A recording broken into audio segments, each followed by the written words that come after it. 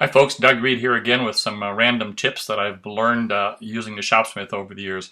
Folks, please remember, my opinion and techniques are my own, and I am not responsible for any damage to the equipment or the operator. Your safety and education is your responsibility. Also, I am an independent contractor, not an employee of Shopsmith Inc.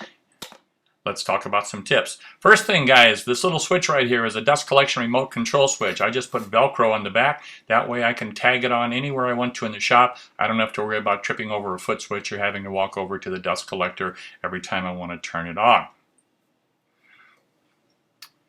Tip number 2, you have presets right on your new Power Pro headstock. You can just use those. They correspond to the buttons down below and they work out just fine.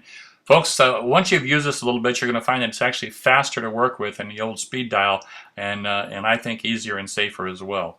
Here's a little tip for you. Where do you store your saw blade? I never liked putting it on the accessory shelf. It seemed to get in my way, and I was always afraid of dropping that onto the concrete floor. What I do is store my saw blade and my lower guard together. What I've done is mounted a 5-inch bolt with a nut.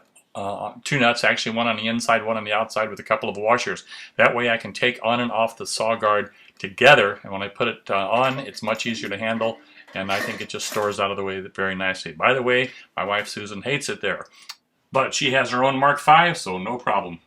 Tip number 3, I guess it is. Folks, wax everything. It'll just help it. I wax my lower saw guard. I wax where it goes on and off of the quill. I'm going to show you that here in just a minute. Just about everything where there's metal against metal, it will work better if you have a little wax on it. That one's a little bit stiff right now. It tells me it's time to put a little bit of wax on it.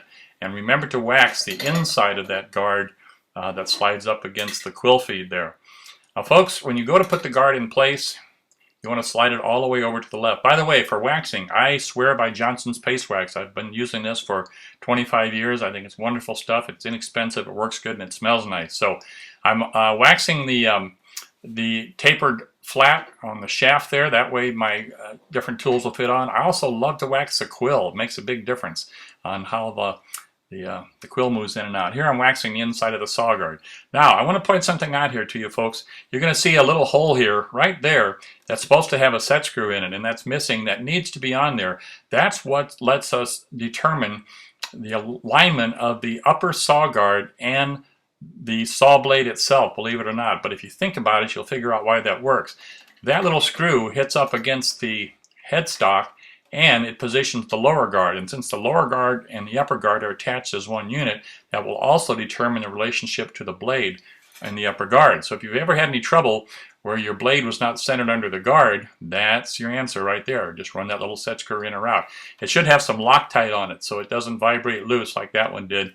And when you go to tighten these down, you'll always tighten the set screw right where the set screw is in the knurled section right there in that little collar, and I give it a little extra twist and wiggle to make sure that it stays put.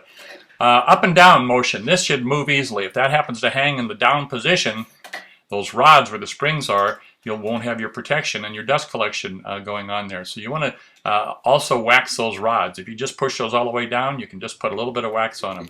How far out do you put your lower guard? Well, what I do is put it about 1/2 to 3/4 of an inch. That way it's going to clear everything when I put it together. Here's a very important little tip, guys, that I find a lot of folks didn't know about. That rubber spacer is critical. That means when you put your table and your saw blade assembly together, that they will line up properly and the blade will come right up through the center of the insert, just like it should.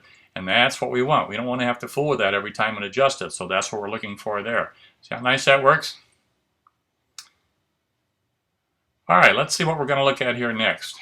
Oh, 5 locks, extremely important, guys. I just had an email from a young man today. He said he got a hold of one of these with no manual. And actually, that scares me to death.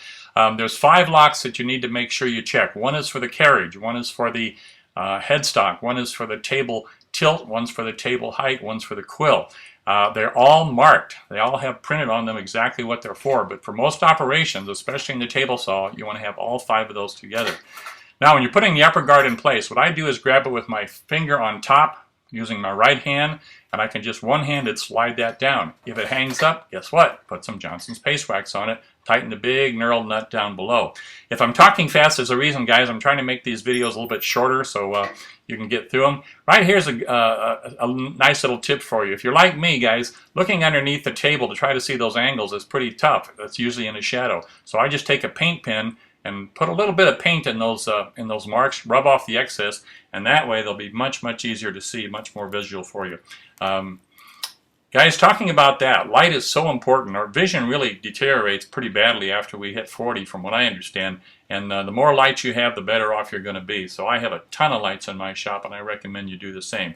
I'm going to do a separate video on the Shopsmith utility light. It is one of the greatest inventions of all time. The best thing about it, guys, is it never gets hot on the outside, so you don't have to worry about ever touching your finger or your ear to it and burning yourself. And finally, guys, here's a little tip that you probably all know about, but the accessory shelf that Shopsmith makes is great, but you can modify it any way you like for holding all your different tools. And you need to have something there to keep everything readily available for you and make sure you don't have to chase it all over the shop. So that's my my basic tips for today, guys. I hope you enjoyed this. If you do, please hit the like button and also subscribe. The reason, guys, if you don't know, that keeps us top of mind on Google searches, so please do that for me. Thanks.